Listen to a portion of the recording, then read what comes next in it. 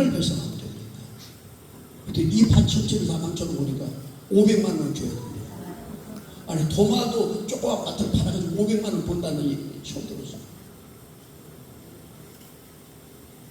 근데 청년 담당하고 있는 장로님이 그 얘기를 딱 듣고 그분하고 타협을 하는 거예요. 그러더니 교회가 뭐 이렇게 할 수가 있냐. 그 장로님이 어려워요. 넉넉한 분이 아니에요. 근데 대화를 하다가 알았습니다. 제가 500만 원 드리겠습니다. 아니 도마도 3개 드리겠다고 500만 원 500만 원 드리겠다고 한 거예요. 그러니까 얼마나 후한값을 친 거예요. 몇백 배 값을 쳐서 주겠다는 거예요. 왜냐하면 교회가 예수 믿는 것들이 거기 욕을 먹히지 않겠다는 거예요. 감동을 제가 받겠어야 받겠어요. 500만 원을 줬어요. 그게 송량이에요. 송량이라는 공군이 너무 값을 후하게 쳐가지고 아무도 말을 못하게, 사탄도 말을 못하게끔 나를 구원하시는데 그분은 최고의 값을 다 치우셨다는 거예요. 그 최고의 값이 뭐냐면 예수 그리스도 독생자를 나 등을 위해서 아낌없이 내놓으셨다는 거예요. 평생 감격해도요 왜 갚을 필요 없어요. 근데 그게 다 말라주는 거죠. 왜 구원에 대한 감사를 왜 안 하세요? 구원받은 것보다 더 큰 복이 어디 있나요?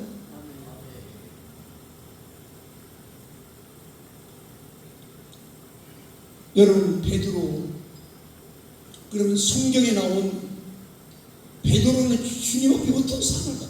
저는 베드로를 존경합니다. 여러분 우리가 설교할 때 한 번은 베드로 얘기를 하지 말고요.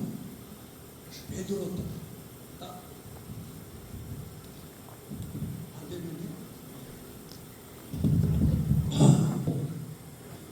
발뒤꿈치로 저는 그림자 들고 와요.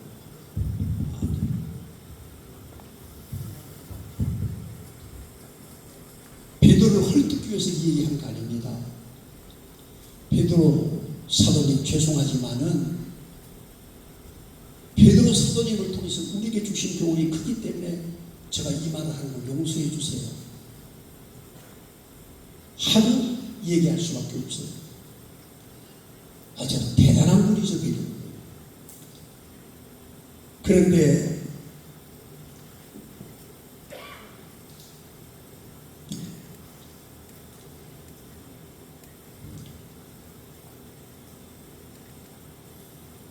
여러분 베드로가 예수의 제자로 부름받은 것이 뭐죠? 전적인 은혜였죠. 전적인 은혜. 제가 목사로 부름받을 자격이 있었나요? 없죠. 목사로 부른 것 자체만 해도 전적인 은혜예요. 여러분 그거 한 가지만 그래도 황송해서 우리가 사명 찬송 부를 때 내 생명을 드렸나요? 아니 주의 일 위해서 1000만 원 내기도 벌벌 떨면서 무슨 생명을 드렸다고 그런 찬송을 해요. 주의 일 하는데 1000만 원 내기도 벌벌 떨지 않아요. 그러면서 생명을 바치겠다고 노래를 해요. 우리가 그래요. 우리가 허물을 따진다면요 당장 파멸입니다. 파멸이에요. 네.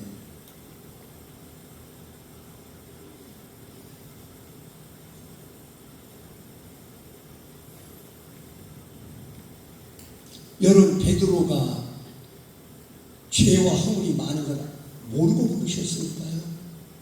알고 부르셨죠. 그래서 로마서 11장 29절에 하나님의 은사와 부르심에는 후회하심이 없느니라. 참으로 놀라운 말씀이에요. 우리는 사익감을 선택해. 내가 잘못하면, 조금 잘못하면 내가 어떻게 저런 놈을 골랐나. 후회를 많이 하죠. 여러분 목회하면서 임직을 할 때, 임직하는 게 후회 안 해봤습니까? 후회할 때가 많지만 내가 저런 사람을 어떻게 시켰냐. 주님이 나한테 그렇게 한다는 어떤 분에서. 근데 주님은 우리의 부르심에는 후회하는 없다. 주님은 이게 무슨 소리예요? 우리를 선택하시면 끝까지 우리를 포기하지 않습니다. 그리고 후회하지 않아요. 그분은 후회하지 않습니다. 그것만 해도 너무너무 큰 은혜예요. 나 같은 것 때문에 한탄하고 후회할 때가, 후회를 많이 해야 되는데, 내가 네 같은 놈을 목사로 불러놓고 내가 너무 속상하다. 해야 되지 않겠어요? 근데 후회하지 않았어요. 후회하지 않았어요.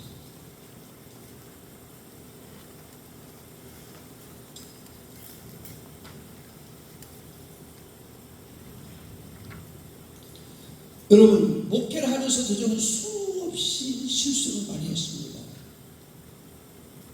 한때는 내 교회 중심으로 성장시키는데 거기다가 몰입을 하면서 마치 교회가 자기가 주인인 것처럼 행세를 했고요. 자기가 결정하는 게 주의 뜻인 것처럼 설교를 했고요. 그러니까 하는 짓거리 보면요, 벌써 파멸이에요. 저는 그렇게 고백합니다. 잘한 게 단 한 가지도 없다고 봅니다. 다 하나님의 은혜였다고.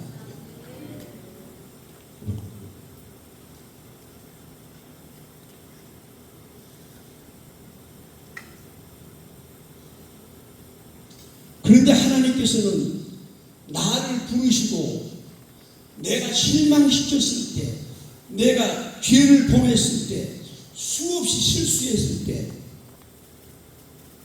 예수님의 얼굴에 먹칠할 때가 한두 번이 아니었어요. 저런 게 목사라면 나 교회 안 나간다. 저 때문에 그런 사람이 많았어요. 저런 게 목사, 저렇게 못된 놈이 목사라면 나 교회 안 나가. 여러분, 저 때문에 그런 사람 많았어요. 그럼 우리는 어때요? 후회가 되죠. 나 저런 놈을 세워놓고 내 얼굴에 먹칠을 다 하고. 우리 같으면요 벌써 끊어냅니다. 그냥 여태 안 끊어내셨어요. 계속 참아주시고 품어주시고 잘한 일을 한 것처럼 나를 대우해 주세요. 한 것은 전부 다 실수만 했는데 무슨 잘한 일을 한 것처럼 나를 대우해 주셨어요.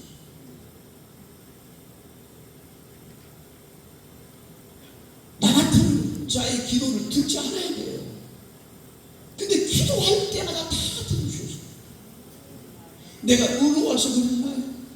주의 뜻대로 살아서 그랬나요? 아니에요. 그분은 나를 사랑하셔요. 그렇기 때문에 다 들어주시고.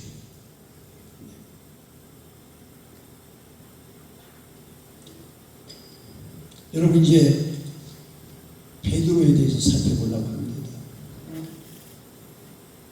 여러분, 베드로가 가이사라 빌립보에서 행했던 일, 그가 아주 멋있는 신앙 고백을 했잖아요.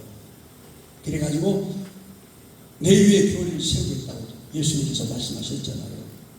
그 후에 직후에 일어난 사건이 뭐냐면은 베드로가 마태복음 16장 22절로 23절에 베드로가 예수를 붙들고 항변하여 이르되 주여 그리하지 마옵소서, 이 일이 결코 죽게 미치지 아니하니이다.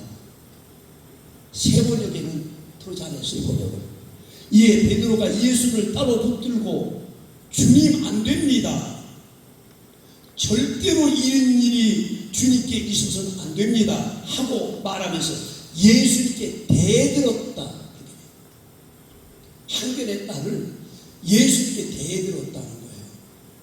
누가 선생님인지 모르겠죠? 입으로는 주여 그래요. 베드로도 입으로는 주여 그렇게 불러요. 그러면서 예수님을 거칠게 예수님께 이소배요. 당신 죽으면 우리는 뭐냐 이거예요. 왜 그런 짓을 하려고 그래? 이거예요. 이것을 공손하게 말한 게 아니고 대들었다는 거예요.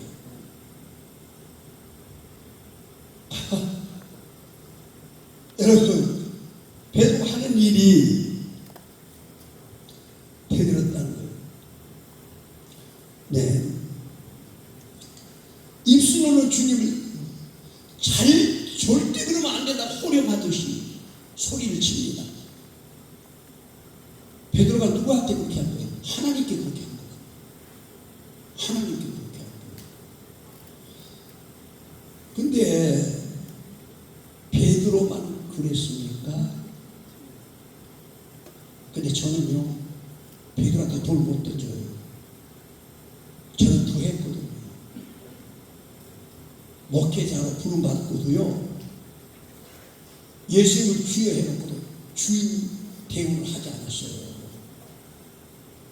그분이 우리 교회 주인이라고 말을 그렇게 하고 설교를 그렇게 하면서 지가 주인으로 다 했어요.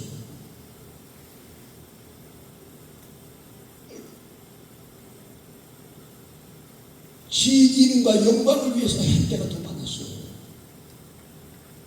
그러니까 뭐예요? 베드로한테 어떻게 돈을 들? 나는 그보다 10배를 더 했는데.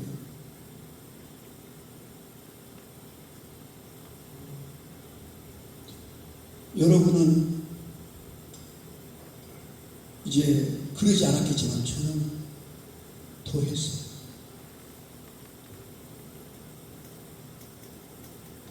주님 말씀을 외면하고 무시하고 자신의 생각과 자신의 뜻대로 할 때가 우리가 얼마나 많습니까? 설교를 그렇게 해놓고 자기가 설교도 하나도 지키지 않잖아요. 그럴 때 얼마나 많았어요. 그러면 당장 잘라야 되잖아요. 근데 아직까지 안 잘르세요. 예수님. 베드로 아주 불쾌했죠.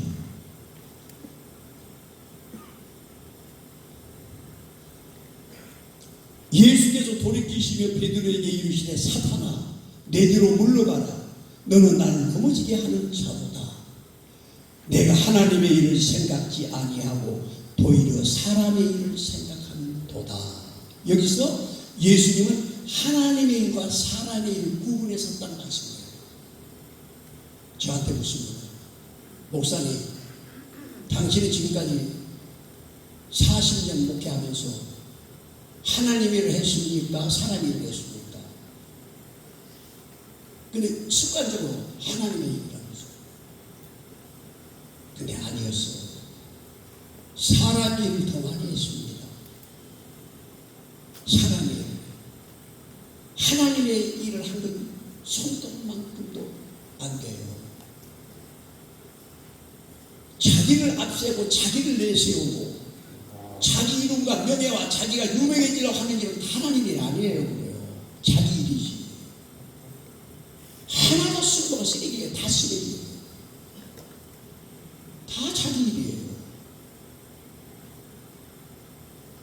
그러니까 하나님의 일과 자기 일이 딱 구분돼요. 예수님이 그렇게 말씀하셨어요. 그러니까 베드로한테 얘기를 한 게 네가 하나님의 일을 생각하고 사람의 일을 생각하고 사람의 일은 뭐예요?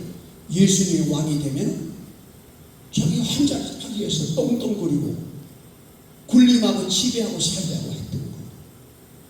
그러니까 예수님이 십자가에 돌아가시겠다니까 7색 8색을 하고 했잖아요. 그럼 사람의 일도 있어요. 사람의 생각을. 베드로만 그랬나요? 아니에요. 저는 베드로보다 10배를 더해 100배를 더했을 거예요.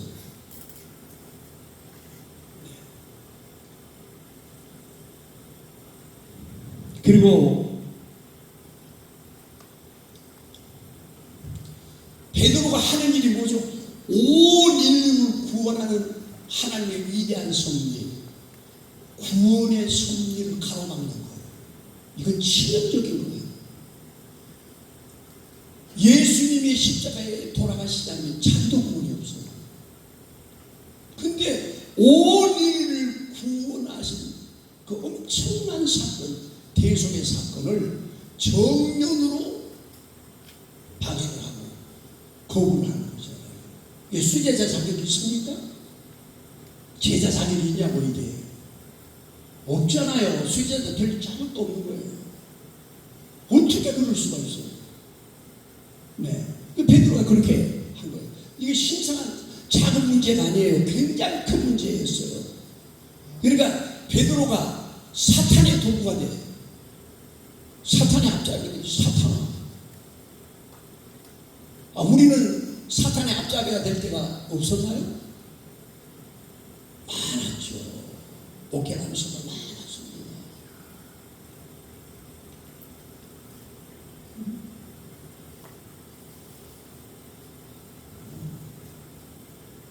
만약에 베드로가 자신의 뜻대로 십자가를 지지지 않았더라면 어떻게 될 뻔했죠? 온 인류는 구원이 없어요. 희망이 없어요. 자기도 구원이 없어요. 이 정도면 수제자 자리를 내놔야 되잖아요. 너 파넬이야, 너 관도, 너는 안 돼.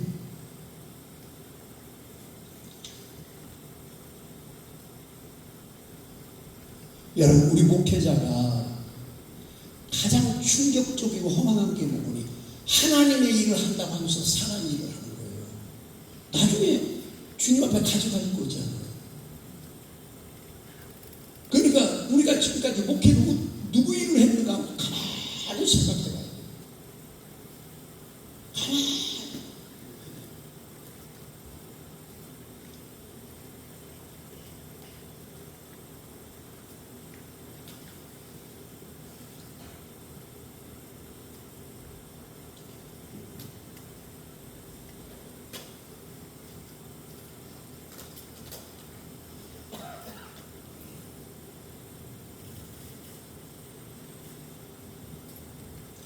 여러분, 그런데 이 어처구니 없는 사건 이후에 우리가 그때 너 틀렸어. 너는 이제 폐기야. 이렇게 된 거예요. 나한테 너는 싹수가 틀렸어. 근데 예수님 어떻게 베드로를 대하셨을까? 참 이렇게 되어 있습니다. 마태복음 17장에 그 사건 이후에 엿새 후에 그 사건이 있는 엿새 후에 예수께서 베드로와 야고보와 그 형제 요한을 데리고 따로 높은 산에 올라가셨더니 이게 뭐예요? 예수님이 변화산에 기도하러 올라가실 때 그런 베드로를 데리고 가신 거예요. 그러니까 여전히 수제자로 대우를 하신 거예요. 그분의 사랑이 그래요. 그러니까 우리가 잘해서 목회자로 유지가 됐다고 생각하면 착각입니다. 내가 주님 앞에 점수 딸점이 있어서 목사라고 착각하면 착각이에요. 마땅히 끊어버려야 할 사람 바로 나예요. 근데 주님은 한 번 부르시면 후회하잖아요. 바꾸지 않습니다. 베드로를 수제자로 인정해서 변화산에 데리고 그 놀라운 영적 체험을 하게 해주세요. 여러분, 우리가 여기서 목회를 예수님께 배우면요, 아무리 속을 새긴 재직과 장로라 할지라도 다 포용할 수가 있어요. 다 포용할 수가 있습니다. 저하고 같이 공부했던 목사님, 그분 참 훌륭한 목회를 했기 때문에 제가 좋아하고 존경을 해요. 교회가 한 4,000명 모이는 교회였어요. 근데 그분은 장로님들이 목사님 말에 순종 안 하면 주일날 문 밖에 와서 악수도 하잖아요. 악수 안 합니다. 그 장로님 딱 빼고 악수 안 해요. 그게 인간이에요. 훌륭한 목사님도요, 자기 속을 쓰긴 장로는 악수 안 해요. 그게 인간이잖아요. 근데 예수님은 어떻게 하느냐? 그렇게 하지 않았어요. 베드로를 여전히 수제자 대우를 해가지고 변화산에 데려가신 거예요. 여러분, 그 일이 여러분과 저에게 있었기 때문에 나 같은 게 이 자리에 서서 여러분에게 이 말씀을 증거할 수 있는 거예요.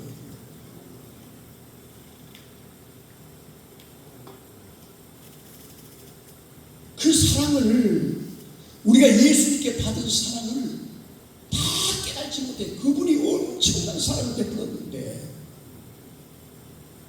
깨닫지 못하는 거예요.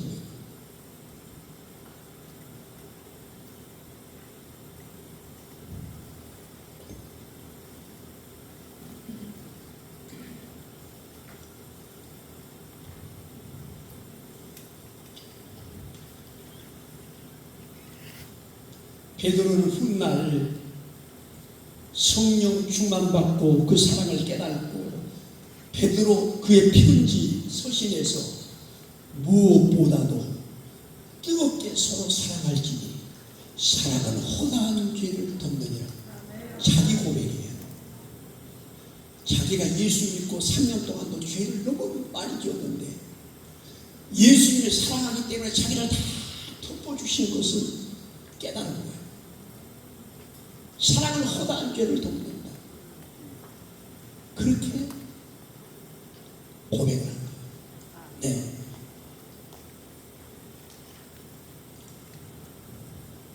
여러분, 두 번째, 예수님께서 십자가를 목전에 두시고 겟세마네 동산에서 기도하셨을 때 마태복음 26장 36절로 39절에 이에 예수께서 제자들과 함께 겟세마네라는 곳에 이르러 제자들에게 이르시되 내가 저기 가서 기도할 동안에 너희는 여기 앉아 있으라 하시고 베드로와 세배의 두 아들을 데리고 가실 때 고민하여 슬퍼하사 이에 말씀하시되 내 마음이 매우 고민하여 죽게 되었으니 너희는 여기 머물러 나와 함께 깨어있으라 하시고 예수님이